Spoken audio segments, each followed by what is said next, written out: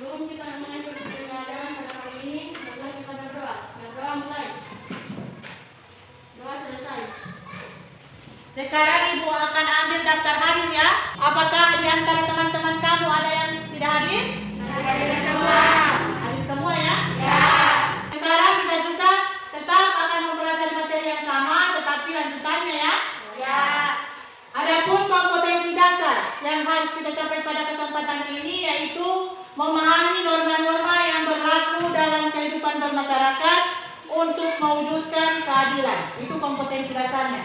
Kemudian ada tujuan pembelajaran yang harus kita capai pada kesempatan ini. Setelah mengikuti pembelajaran, peserta didik dapat menguraikan macam-macam keadilan. Sekarang kita masuk materi berikutnya yaitu tentang arti penting norma dalam mewujudkan keadilan. Jadi dalam lingkungan masyarakat bahwa keadilan ini sangatlah penting diberlakukan ya. Ya. Karena kalau tidak terjadi keadilan atau masyarakat tidak merasa adil, pasti tidak akan terjadi keamanan, keharmonisan dalam lingkungan masyarakat. Jadi itu arti penting norma dalam mewujudkan keadilan. Aturan itu yang dibuat oleh pemerintah pasti tujuannya supaya masyarakat bisa merasakan keadilan. Sekarang tentang istilah keadilan. Istilah keadilan berasal dari kata dasar adil. Namanya saja adil. Apakah adik-adik sudah merasa adil? Ya. Sudah ya? Ya. Sudah merasa adil karena sudah mendapatkan atau sudah bisa sekolah, sudah ikut di pendidikan ya?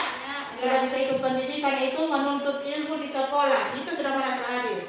Jadi adil di sini berarti seimbang atau tidak berat sebelah. Sudah tahu berat sebelah? Berarti tidak memihak ya? Ya. Jadi itu sekilas tentang pengertian daripada keadilan. Bisa dipahami? Bisa. Oke, sekarang tentang macam-macam keadilan. Bisa dilihat tidak kan ya? Bisa. Di sini macam-macam keadilan. Yang pertama keadilan tentang keadilan apa? Kooperatif. Yang kedua? Keadilan mandiri. Yang ketiga? Keadilan konvensional. Yang keempat? Keadilan perbaikan. Jadi ada 4 keadilan yang berlaku dalam kehidupan bermasyarakat, berbangsa dan Bernegara.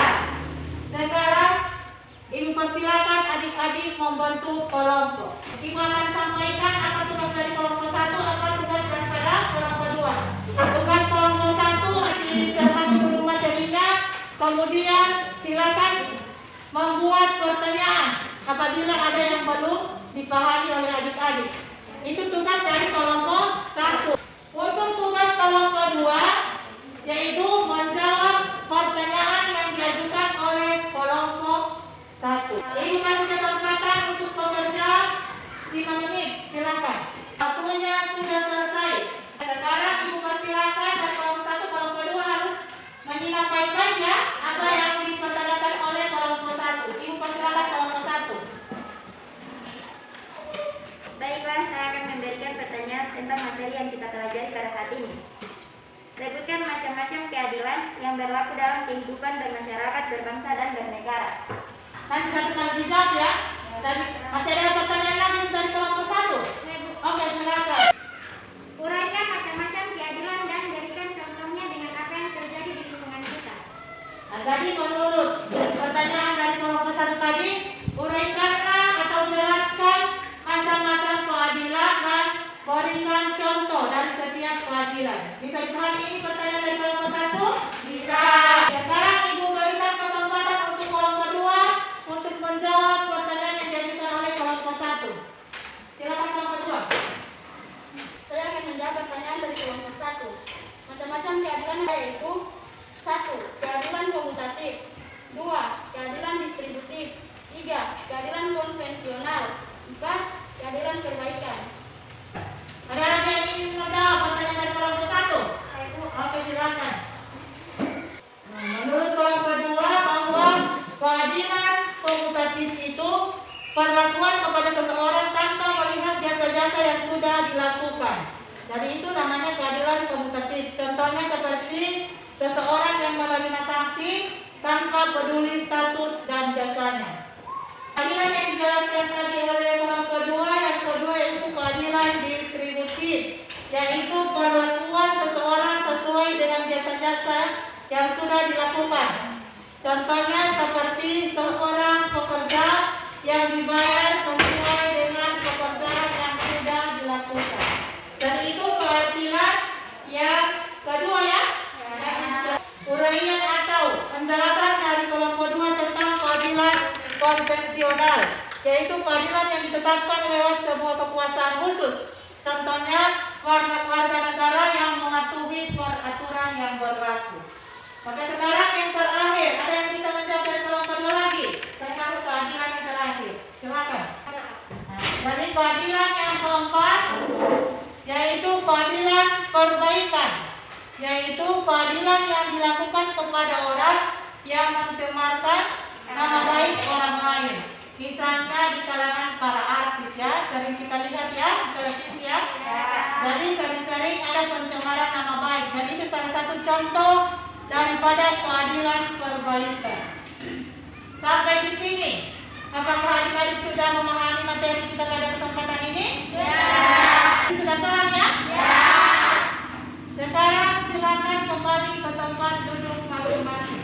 Marilah kita bersama-sama menyimpulkan materi yang kita pelajari saat ini ya, bahwa keadilan yang berlaku dalam kehidupan bermasyarakat, berbangsa maupun bernegara ada 4 macam keadilan ya.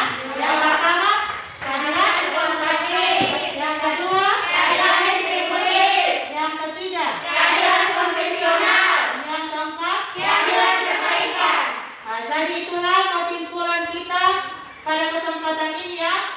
Nah, selain itu juga Ibu akan menambahkan bahwa dalam kehidupan kita bermasyarakat, berbangsa, bernegara, kita harus melakukan atau kita ingin menjadi seorang pemimpin atau siapa saja, kita harus bisa berlaku adil ya. Tidak boleh tidak berlaku adil.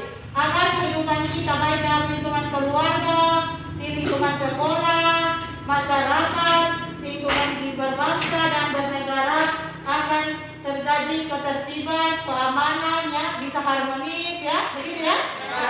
Bisa kita merasakan keamanan, kedamaian antara warga masyarakat. Jadi inilah kesimpulan materi kita pada kesempatan ini ya.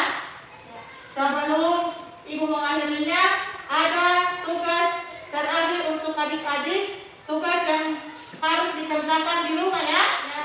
Ibu akan sampaikan bahwa tugas adik-adik yang harus kerjakan di rumah itu yaitu tentang mengumpulkan berita.